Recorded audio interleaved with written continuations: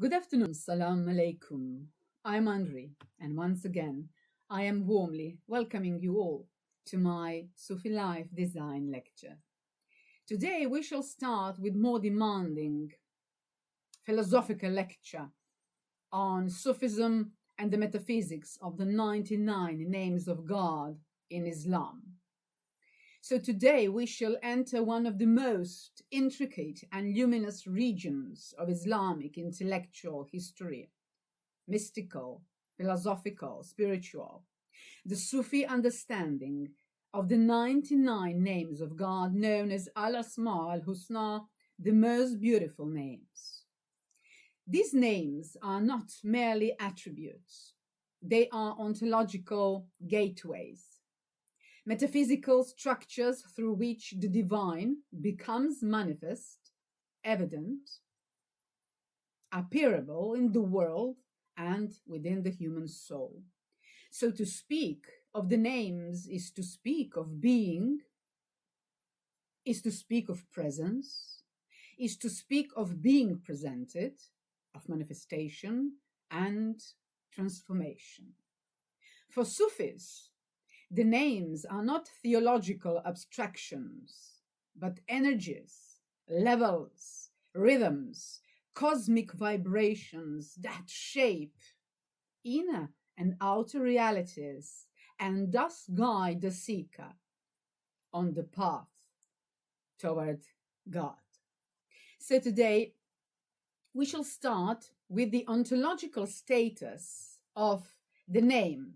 So we shall be dealing first of all with classical Islamic theology, with Kalam. So in this framing of the classical Islamic theology, the names of God are understood as attributes, ṣifāt, that describe the divine essence, dhāt. But Sufism goes further than this. Sufism treats the names as modes or models of divine self-disclosure. The names are not external labels of any kind. They are realities, metaphysical qualities through which the absolute, summum bonum, summum pulchrum, God reveals himself in creation. For Muhyiddin ibn al-Arabi, the greatest Sufi metaphysician of all times, each name is a cosmic arche, which means a cosmic archetype. So creation itself is the unfolding of every name, which means that every being is a mirror reflecting one or more divine qualities. Human beings uniquely are capable of reflecting all the names, which is why the human being is called Al-Insan Al-Kamil, the perfected human. Sufism understands these names not only cosmologically, but also experientially, deeply experientially. To invoke a name is to activate its reality within the self. To meditate on a name is to be shaped by its metaphysical energy. So we have examples like Al-Rahman, the infinitely compassionate, which awakens tenderness, merciness, universal love and affection. We have Al-Haq, we have the truth, the real, that burns away every illusion, that turns away every ego and false identity. Also, we have Al-Nur, the light, lux, that illuminates human heart, revealing divine presence. Then we have Al-Shabur, which means the patient, that teaches us how to endure, how to surrender, and how to trust in divine timing. So consequently, Each name is a spiritual technology, a metaphysical operation on the soul. So what about the names and the structure of reality? Sufi cosmology is built on the conviction that the names are the building blocks of existence.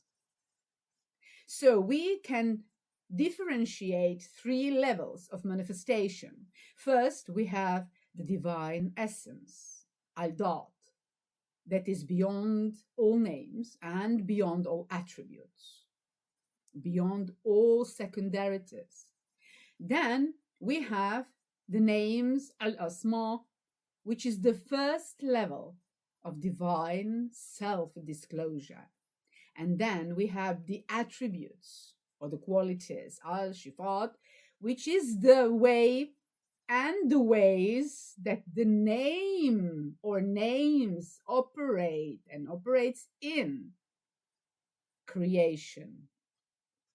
Creation as the cosmological actus is the theater where the names become visible, and every phenomenon is a trace, atar, of a name. The beauty of a flower reflects al-jamil, the idea of beautiful, which means the beautiful itself. The order of the cosmos reflects al-hakim, which means the wise. The birth of a child reflects al-ḥaqā'iq, which means the creator. And the death of a loved one reflects al-qabid, the withholder. So, taken all of these deep realities that have mystical tendencies into consideration, we might say that reality is a symphony of names, a true, genuine symphony of names. Sufism also teaches us on that very trace, when it comes to al-insan al-kamil, that the human being is created according to the image of the names. This is why the Holy Quran says, "We have taught Adam all the names." This does not mean to teach him a vocabulary. It means an ontological capacity deeply involved in the teaching process. The human heart, qalb, is a mirror capable of reflecting divine qualities, and spiritual practice is the polishing of that mirror. So here we might recall Mawlana Jalaluddin Rumi, who writes, "Your heart is a candle waiting to be lit by the names." For Rumi, the names are flames that ignite the soul. And what about Al-Ghazali's perspective, which is a kind of a different?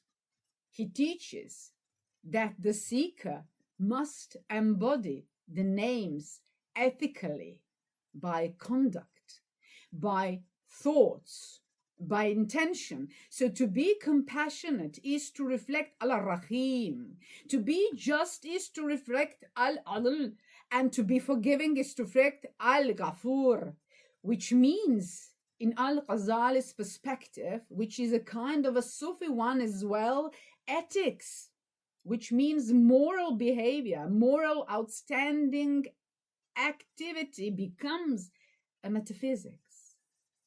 So these names that we are deeply involved with and invoke within Sufi tradition, these names are really those of journey of love. Sufism is a tradition of love. The names are the alphabet of divine love. The lover moved through the names as stations from Al-Wadud to Al-Qarib to Al-Latif to Al-Batin to Al-Zakhir, and love is the movement through the names until the seeker reaches the name that contains all names, Allah, the name of the divine essence. So in Sufi tradition, The names are a kind of a hermeneutic key to feel, to experience, to get to know, and to dive deeper into the Islamic mysticism. So to understand Sufism, one has to understand the names, their inner vibrations. They are really the grammar, if you like, of mystical experience. They are the architecture of spiritual psychology and metaphysics of divine human encounter. The names reveal how absolute, how God, how Allah manifests, how the world exists, in which ways, in which forms, in which stages, how the human soul transforms, how love operates, how unity is realized through multiplicity. The names are the very map of the Sufi path.